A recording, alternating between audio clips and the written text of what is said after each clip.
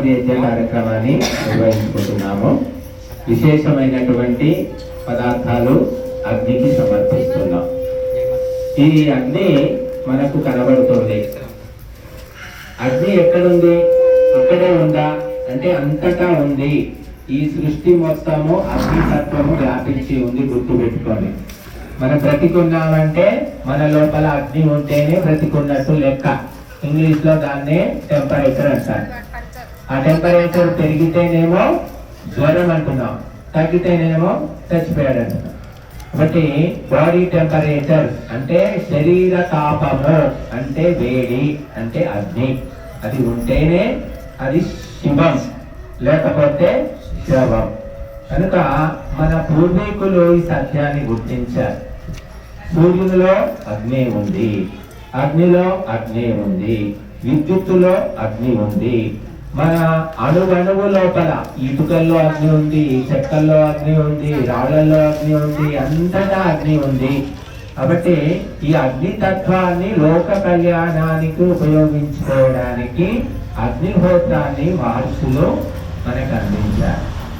కాబట్టి మనము తింటేనేమో మన పొట్ట నిండుతుంది, మన ఒక్కరికే శక్తి వస్తుంది. అగ్నిహోత్రంలో సమర్పిస్తేనేమో బ్రహ్మాండంలో ఉన్నటువంటి సజీవ నిర్జీవమైన అన్ని శక్తులకు ప్రాణులకు శక్తి వస్తుంది. కాబట్టి ఇదేమో త్యాగము, ఈ కడుపులో వేసుకోవడమేమో భోగము. భోగం ఎక్కువైపోతే రోగం.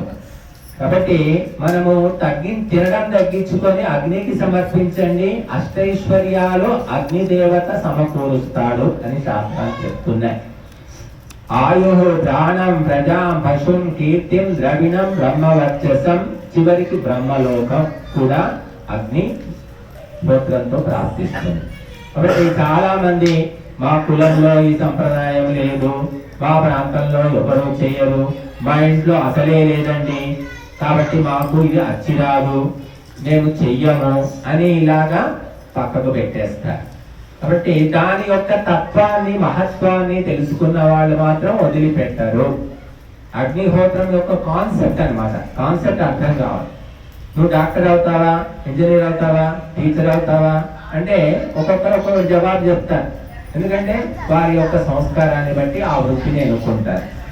అగ్నిహోత్రం కూడా సంస్కారాన్ని బట్టే.